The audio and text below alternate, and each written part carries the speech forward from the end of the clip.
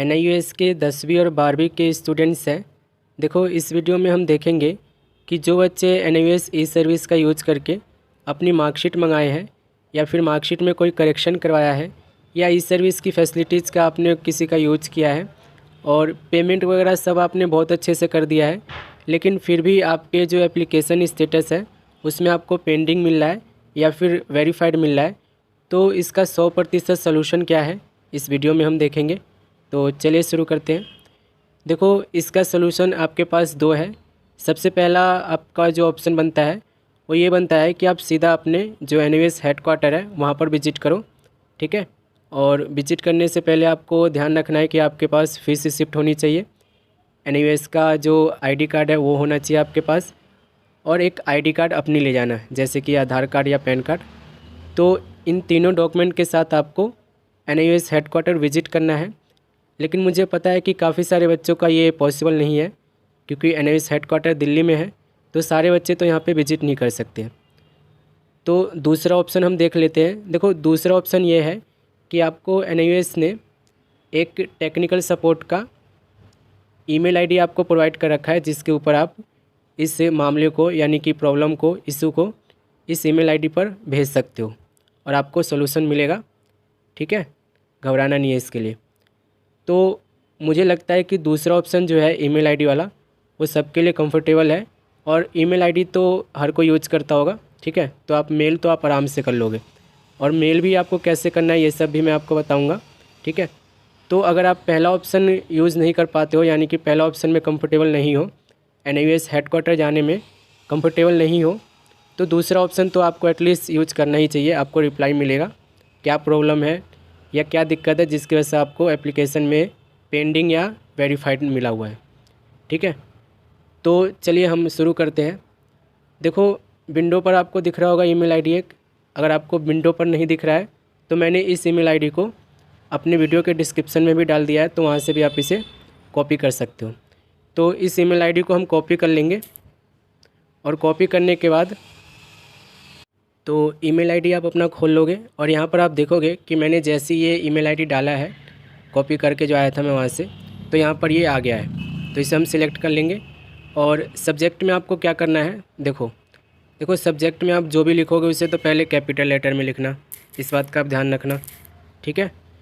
जैसे कि हमारा इशू क्या है कि हमने मार्कशीट को अप्लाई किया था, लेकिन अभी तक हमें मार्कशीट का जो स्टेटस है वो वेरीफाइड दिखा रहा है। तो हम लिखेंगे क्या, मार्कशीट।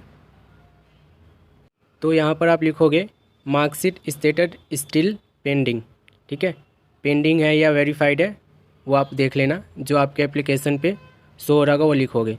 अब आपने करेक्शन के लिए यूज़ किया है, यानी कि करेक्शन का फॉर्म करेक्शन के लिए आप यहाँ से मेल कर रहे हो, तो उस केस में आपको करेक्शन वाला डालना है, ठीक है। फ़िलहाल हमने मार्कशीट का ऑर्डर किया था, पेंडिंग आ रहा है अभी तक, काफ़ी दिन हो गए हैं, इसलिए हमने लिख दिया है मार्कशीट स्टेटस स्टिल पेंडिंग, ठीक है। कंपोज ईमेल में आना है, यहाँ पर आपको क्या लिखना है, रेस्पेक्टेड सर। तो यहाँ पर आपको क्या लिखना है, respected sir, I have order a duplicate marksheet cum passing certificate through NIOS e service on 16/7/2022। I have paid successfully for that transaction but my application status is still pending, please help as soon as possible. ये marksheet के according मैंने लिखा है। अगर आपने correction किया है या अदर कोई फैसिलिटीज़ का यूज़ किया है तो उस केस में थोड़ा सा अलग होगा, लेकिन तरीका यही है, ठीक है। तो इस तरीके से आप लिख लोगे, और यहाँ पर आपको नीचे अपना नाम डाल देना है, ठीक है। फीस रिसिप्ट पे आपको एक रेफरेंस नंबर मिलेगा, उसे डाल देना है, ठीक है।